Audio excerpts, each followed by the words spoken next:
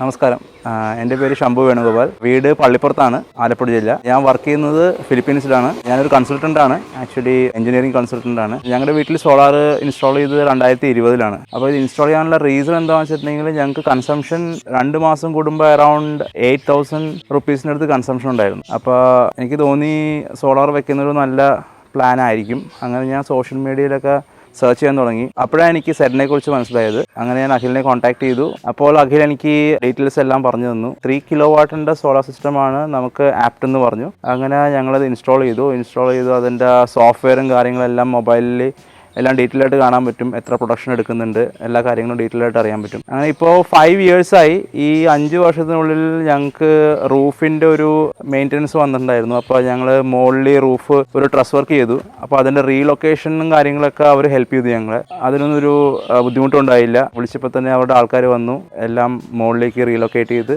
വീണ്ടും ആക്ടിവേറ്റ് ആക്കി. നല്ല പ്രൊഡക്ഷൻ ഉണ്ട്. ഇപ്പോഴും കറണ്ട് ബില്ല് അറൗണ്ട് 100 രൂപ 150 രൂപയൊക്കെ അറൗണ്ട് വരുന്നുള്ളൂ. നാട്ടിൽ വന്ന് നിൽക്കുമ്പോൾ ഞങ്ങൾ AC എല്ലാം ഉപയോഗിക്കുമ്പോൾ കുറച്ച് കൂടും. എന്നാലും മാക്സിമം ഒരു 500-600 ആ റേഞ്ചൊക്കെ കറണ്ട് ബില്ല് വരാറുള്ളൂ. ഞങ്ങൾ ചെയ്ത സമയത്ത് സബ്സിഡി ഒന്നും ഇല്ലായിരുന്നു. പക്ഷേ എന്നാലും ഞങ്ങളത് ചെയ്യാൻ തീരുമാനിച്ചു. കാര്യം എന്താ വെച്ചിട്ടുണ്ടെങ്കിൽ ഇതിൻ്റെ ROI എന്ന് പറയുന്നത് ഷുവറായിട്ടുള്ളൊരു കാര്യമാണ്. പക്ഷേ ഞങ്ങൾക്ക് അത്രയും കൺസംഷൻ ഉണ്ട്. 8,000 റുപ്പീസിനകത്ത് കൺസംഷനുള്ള സ്ഥിതിക്ക് അപ്പോൾ ഞങ്ങളുടെ ഇതിൻ്റെ റിട്ടേൺസ് എന്തായാലും കിട്ടുമെന്ന് ഞങ്ങൾക്ക് അറിയായിരുന്നു. അതിനുശേഷം ഒരു ഇൻസിഡൻറ്റ് ഇടയ്ക്ക് ഉണ്ടായി. അതിൻ്റെ സോളാർ ഇൻവേർട്ടർ ഡാമേജ് ആയായിരുന്നു. പക്ഷേ വാറണ്ടി ഉള്ളത് കൊണ്ട് ഞങ്ങൾക്കത് മാറ്റി കിട്ടി. അതിനൊന്നും ഒരു ബുദ്ധിമുട്ടുണ്ടായില്ല. പ്രൊഡക്ഷൻ ഞങ്ങൾക്ക് അറൗണ്ട് 14 കിലോവാട്ട് ഡെയിലി കിട്ടും. ഇപ്പോൾ മഴയുള്ള ദിവസങ്ങളിലാണെങ്കിൽ ഒരു 12 കിലോവാട്ടിൻ്റെ അടുത്ത് കിട്ടാറുണ്ട്. മെയിൻ്റനൻസ് വളരെ ഇമ്പോർട്ടൻ്റ് ആണ്. അപ്പോൾ ഞങ്ങൾ ഇടയ്ക്ക് 6 മാസം കൂടുമ്പോൾ മെയിൻ്റനൻസ് ചെയ്യിക്കാറുണ്ട്. അതും ഇവർ തന്നെ ഞങ്ങൾക്ക് ചെയ്തു തരുന്നത്. അവരുടെ സ്റ്റാഫ് വന്നിട്ട് അത് ക്ലീൻ ചെയ്ത് എല്ലാം തരും. അത് എഫിഷ്യൻസി കൂട്ടാൻ സഹായിക്കും. അത് വളരെ ഇമ്പോർട്ടൻ്റ് ആയിട്ടുള്ള കാര്യമാണ്. അതില്ലെങ്കിൽ നമുക്ക് ഫുൾ എഫിഷ്യൻസി കിട്ടില്ല, ഫുൾ ഹാർവെസ്റ്റ് ചെയ്യാനും പറ്റില്ല, നമ്മുടെ ROIനെ ബാധിക്കുകയും ചെയ്യും. ഞാൻ വർക്ക് ചെയ്യുന്നതും കൺസൾട്ടിങ് ഫീൽഡിലാണ്,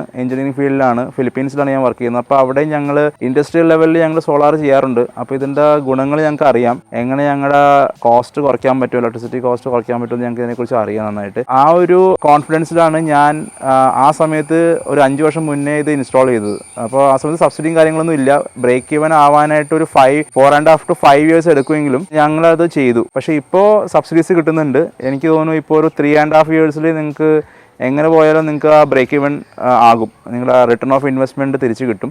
അതിനുശേഷം ഫ്രീ ഓഫ് കോസ്റ്റിലായിരിക്കും നിങ്ങളുടെ എനർജി. വാറണ്ടി ഉള്ള പാനൽസ് ആണ്. 25 ഇയേഴ്സ് വാറണ്ടി ഉണ്ട്. സോളാറിൻ്റെ ഇൻവെർട്ടറിനാണ് വാറണ്ടി ഉണ്ട്. അപ്പോൾ അതിനൊന്നും നമുക്ക് പേടിക്കാനില്ല. ഞാൻ പറയുന്നത് ഇത് വളരെ നല്ലൊരു കാര്യമാണ്. പ്രത്യേകിച്ച് നമ്മൾ ട്രോപ്പിക്കൽ കൺട്രി ജീവിക്കുന്ന ആൾക്കാർ, ഇക്വേറ്ററിനോട് അടുത്തുള്ള രാജ്യങ്ങളാണ് ഇപ്പോൾ ഇന്ത്യ, മലേഷ്യ, ഫിലിപ്പീൻസ്. ഈ രാജ്യങ്ങളിലൊക്കെ സോളാർ വളരെയധികം ഉപയോഗിക്കുന്ന രാജ്യങ്ങളാണ്. അവരെല്ലാം വളരെയധികം ഹാർവെസ്റ്റ് ചെയ്യുന്ന രാജ്യങ്ങളാണ്. അപ്പോൾ എല്ലാവരും ഈ ഒരു സോളാർ ഇൻസ്റ്റാൾ ചെയ്തിട്ട് അതിൻ്റെ പൊട്ടൻഷ്യൽ യൂസ് ചെയ്യണമെന്ന് ഞാൻ പറയണത്. അതിന് മുന്നേ ഒരു സ്റ്റഡി നടത്തുക. നിങ്ങളുടെ കൺസംഷൻ എങ്ങനെയാണ്. ഈ കൺസംഷൻ ഇല്ലെങ്കിൽ നിങ്ങൾക്ക് ഇലക്ട്രിക് വെഹിക്കിൾസ് ഉണ്ടോ, ഇലക്ട്രിക് കാർ, ഇലക്ട്രിക് സ്കൂട്ടേഴ്സ് ഉണ്ടെങ്കിൽ, ഇപ്പോൾ ഗ്യാസിന് പകരം നിങ്ങൾ ഇൻഡക്ഷൻ കുക്കറാണ് ഉപയോഗിക്കണമെങ്കിൽ, അങ്ങനെ ഒരുപാട് ഗുണങ്ങളുണ്ട്. അപ്പോൾ അങ്ങനെ നിങ്ങൾക്ക് കൺസംഷൻ കൂട്ടിയിട്ട് സോളാർ വെക്കുകയാണെങ്കിൽ വേറെ ചിലവുകളിൽ നിങ്ങൾക്ക് അത് സബ്സിഡൈസ് ചെയ്യാൻ പറ്റും. അപ്പോൾ അതും വളരെ നല്ലൊരു കാര്യമാണ്. അപ്പോൾ സോളാർ വെക്കുന്നതിനെക്കുറിച്ച് ഒരു ഡൗട്ടും വേണ്ട.